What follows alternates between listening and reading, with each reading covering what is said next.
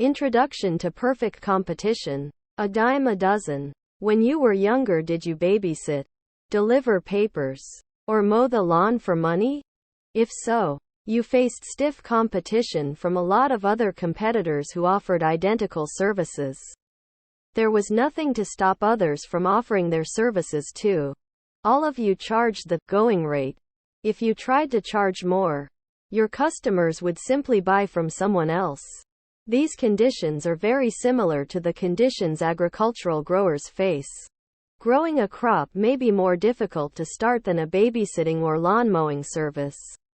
But growers face the same fierce competition. In the grand scale of world agriculture, farmers face competition from thousands of others because they sell an identical product. After all, winter wheat is winter wheat. But it is relatively easy for farmers to leave the marketplace for another crop. In this case, they do not sell the family farm. They switch crops.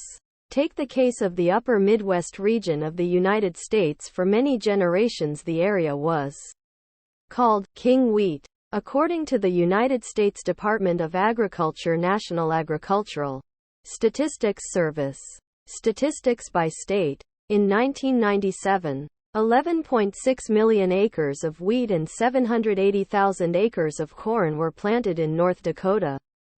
In the intervening 15 or so years, has the mix of crops changed? Since it is relatively easy to switch crops, did farmers change what was planted as the relative crop prices changed? We will find out at chapter's end.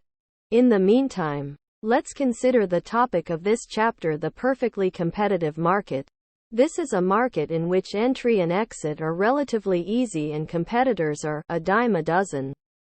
Introduction to Perfect Competition. In this chapter, you will learn about perfect competition and why it matters, how perfectly competitive firms make output decisions, entry and exit decisions in the long run, efficiency in perfectly competitive markets. All businesses face two realities. No one is required to buy their products.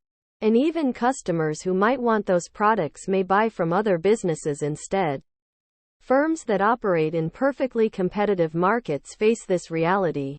In this chapter, you will learn how such firms make decisions about how much to produce, how much profit they make, whether to stay in business or not, and many others. Industries differ from one another in terms of how many sellers there are in a specific market, how easy or difficult it is for a new firm to enter, and the type of products that are sold. This is referred to as the market structure of the industry. In this chapter, we focus on perfect competition. However, in other chapters we will examine other industry types. And thank you for watching BookTube channel.